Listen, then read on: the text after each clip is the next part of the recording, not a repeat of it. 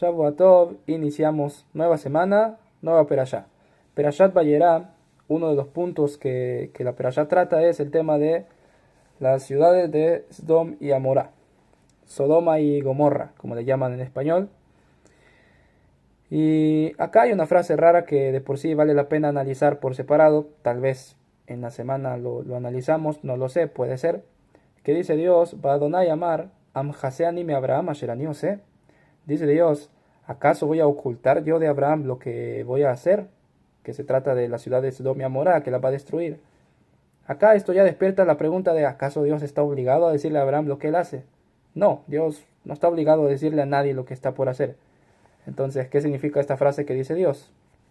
Está rara, ¿cierto? Vale la pena analizarla, tal vez lo vemos en la semana, tal vez. Pero bueno, y sigue diciendo Dios, Ve Abraham, ayo y el goy gadol, ve atzum, benibrehu vo kol goyei haaretz. Dice, y Abraham va a ser un gran pueblo, y se van a bendecir en él todos los pueblos de la tierra. Ki edativ, porque yo sé, leman asher yetzaved vanav, ved vetuach harab, beshameru derech Adonai, la lakom mishpat. Dice Dios, y esta es la frase que quiero analizar hoy, yo sé que Abraham le va a enseñar a sus hijos y a su casa después de él a cumplir, a guardar el camino de Dios, de hacer tzedaká y de hacer mishpat, de hacer tzedaká y hacer justicia. Acá mi pregunta es, ¿qué significa que Dios sabe que Abraham le va a enseñar a cuidar el camino de Dios a sus hijos y a la gente de su casa a Harab, después de él? ¿Qué significa después de él? Entonces, acá hay dos explicaciones que quiero dar que me parece que se complementan. Primero, explica el Maharam Shapira Milublin qué significa Harab, después de él. Acá la Torah nos está diciendo que Dios considera a Abraham como un buen educador. Dios sabe que Abraham le va a enseñar a sus hijos y a la gente de su casa a cuidar el camino de Dios. Acá Dios está alabando a Abraham por ser un buen educador.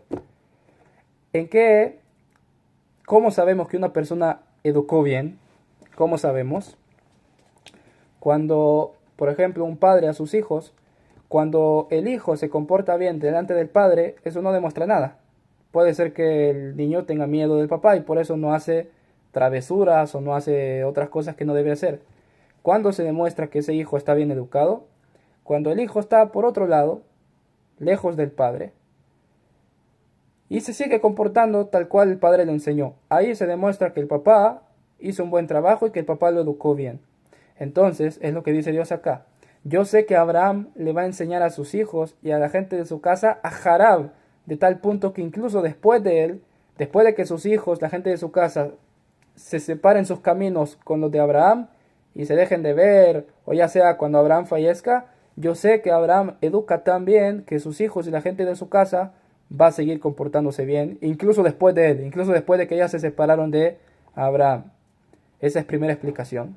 Y segunda explicación dice que después de él, que cuál es la mejor manera de educar a un hijo o educar a, qué sé yo, de dar un buen ejemplo.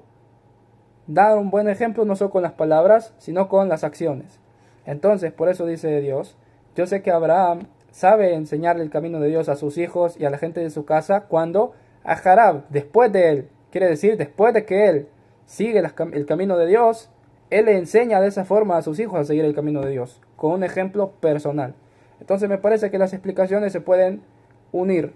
Una persona, cuando es un dugma ishit, cuando es un ejemplo personal para sus hijos, esto hace que esa educación perdure incluso a Harab, incluso después de él. Incluso cuando la persona abandona este mundo, después de 120 años, sus hijos siguen comportándose tal cual su padre les enseñó.